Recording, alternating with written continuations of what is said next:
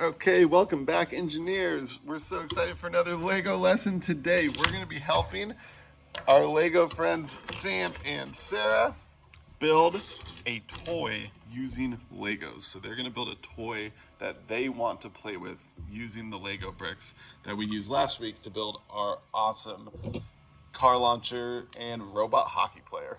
Okay, so to build our spin tops, we're going to use some of the same gears we used from our robot hockey player last week. Okay, we have our big yellow gear, and we're going to attach it to our blue axle with the gear attached on one end. Okay, and that's just to make it easy so that it can hold in place. And then to make it easier to turn, I like to use, instead of having to use your fingers like that, we can use a wheel if we want, or we can use another gear. Or we can also use a handle like that. Okay, so you can choose what you want to use to make this easier to spin, because getting this gear to spin fast is what's going to help Sam and Sarah make their awesome Lego toy.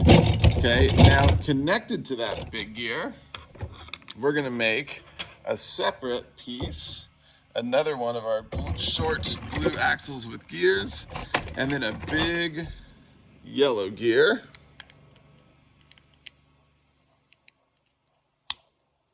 And a red gear.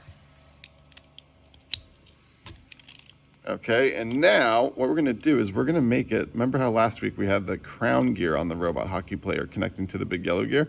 This week we're going to have the red gear, okay, spinning right next to it, and we're going to see how fast the red gear spins when we put it next to it compared to how fast the blue gear spins when we put it next to it. Okay, so I want you to make an engineering prediction based on what you remember from last week. Which one do you think is going to spin faster, the red or the blue gear when you connect it to the big yellow gear?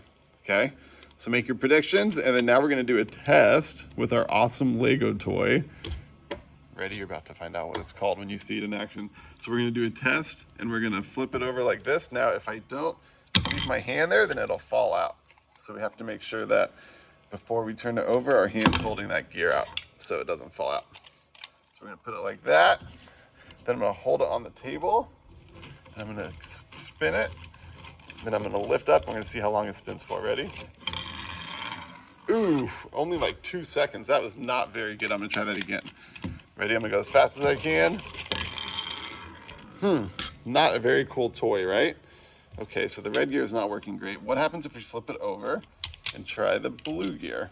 Okay, now, remember, don't let it fall out. So you got to hold it here.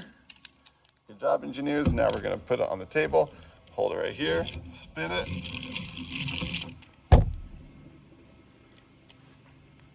Whoa, check out how long it's spinning. And then all the kids are counting. And then whatever number it gets to, I say, oh, that you got to 27 seconds. That's so good.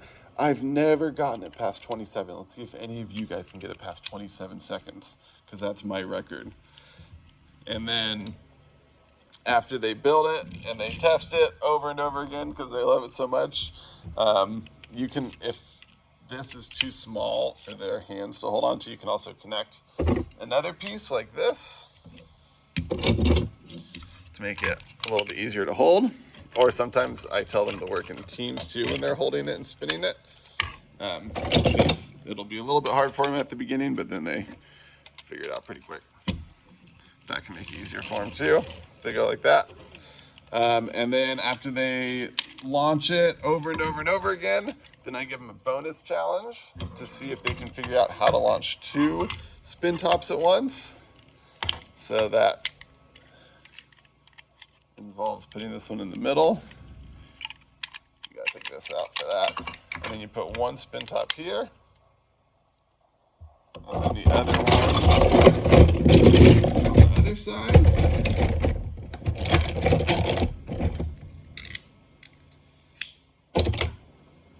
And it doesn't have to be a red gear on the end of this one. It can also be a blue gear.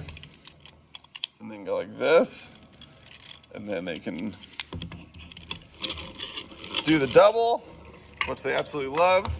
You can also do it on the lid if they want to do it like on the ground, but the carpet is a pain, then you can do it on the lid. And the lid's kind of cool too, because It kind of follows the grooves, which the kids love.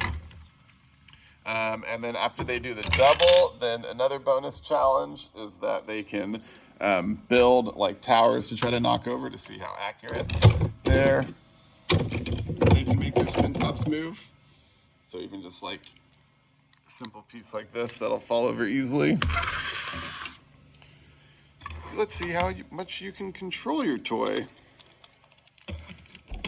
And then they try to, and you can kind of do it a little bit.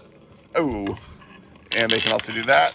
And they can blow on the spin top too to make it move. So they can also build obstacle courses with Legos and then try to like blow the spin top through it, which I like it if there's not a lot of them close by, because I don't love kids blowing in each other's faces. But if a kid has like a table to himself, then they can try to build, whoops, that's not even on the camera, there we go. Try to build a Lego maze or obstacle course, and then they can sit behind it and blow their spin top and it'll follow a path. And then by the time they do all those, they're super pumped. Let me know if you have any questions.